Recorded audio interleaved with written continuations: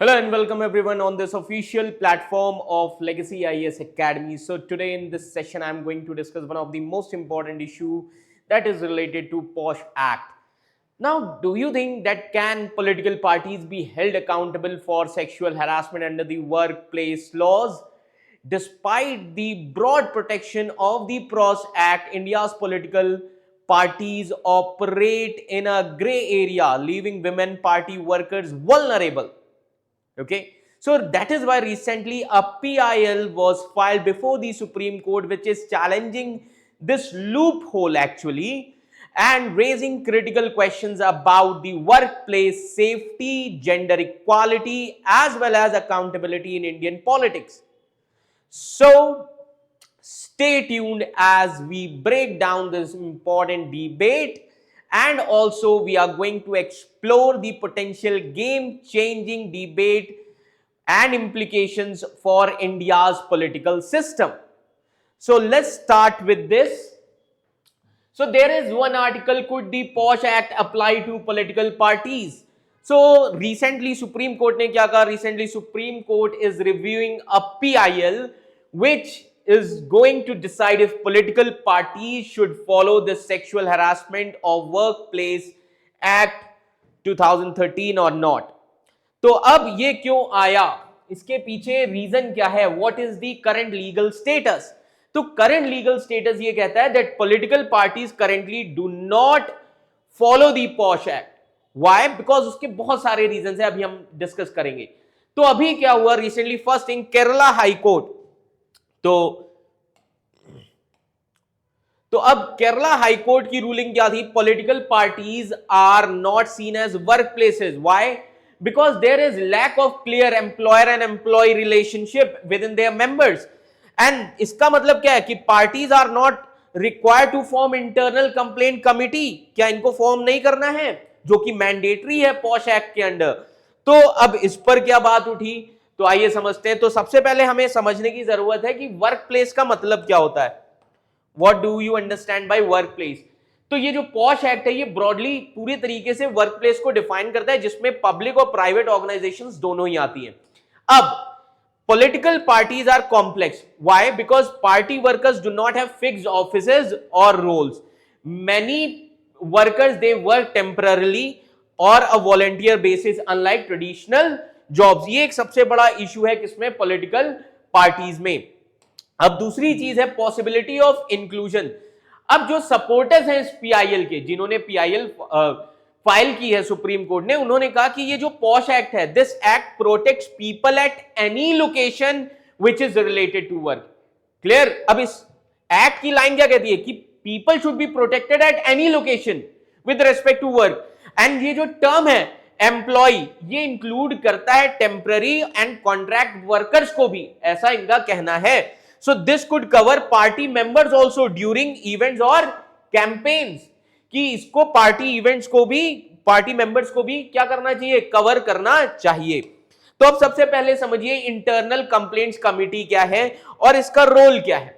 The role of internal complaint committee is which is given under POSH act. इनका काम होता है कि जितने भी कंप्लेंट्स हैं सेक्सुअल हैरासमेंट से related, and they should ensure the safe workplaces. Second, why political parties need this internal complaint committees? तो इसके पीछे रीजन ये है because many parties lack proper mechanisms to deal with sexual harassment thing. and इसीलिए PIL में argue किया गया है, जो सुप्रीम कोर्ट में फाइल की गई है, that internal complaint committee can ensure accountability even in the party also. Then what are the challenges for political parties? Challenges अभी मैंने आपको बताया, there is no clear relationship between employer and employee. Who count as boss in the party नहीं पता, unclear structure है. Party constitution have hierarchies, but इसका मतलब ये नहीं कि ये पॉश एक्ट के स्ट्रक्चर के हिसाब से मैच करेगा. That is also one of the important challenge, और ये एक रिक्वायरमेंट होनी चाहिए इंटरनल कंप्लेंट कमिटी के लिए. नाउ अब इसके अलावा अगर हम बात करें तो इंटरनल कंप्लेंट कमिटी के लिए एक जो भी ऑर्गेनाइजेशन होती है वहां पर प्रॉपर एक हायरार्की होती है, एक स्ट्रक्चर होता है. और पॉलिटिकल पार्टी का स्ट्रक्चर जो होता है, हायरार्कीज होती है, that is complex in nature. So अब कहा गया कि election commission should come forward, क्योंकि पास्ट में अगर हम देखें इलेक्शन कमीशन ने बहुत सारी ऐसी चीजें हैं जो पार्टीज पर इंप्लीमेंट की है, लाइक आरटीआई। क्लियर? तो इसीलिए कहा जा रहा है कि इलेक्शन कमीशन का रोल होना चाहिए। क्यों? क्योंकि इलेक्शन कमीशन ऑफ इंडिया एक कॉम्पिटेंट अथॉरिटी है, it is also a constitutional body. तो सुप्रीम कोर्ट ने कहा कि election commission is the best authority to handle this issue. Second important thing, past actions, अभी जैसे कि मैंने आपको बताया, because election commission of India ensures political parties to follow other laws like RTI act, है ना। हाउएवर, जो role है वर्क प्लेस का, वर्क प्लेस हैरासमेंट केसेस का, वो अभी भी क्लियर नहीं है। क्लियर? तो इसीलिए अब इसका इंपैक्ट क्या पड़ेगा? अगर election commission of India, if election commission of India एनफोर्सेस this posh act for parties, it will promote the accountability and also gender equality in politics, and it is going to set the example for all workplaces in India. ये एक example set करेगा पूरे India में। Clear?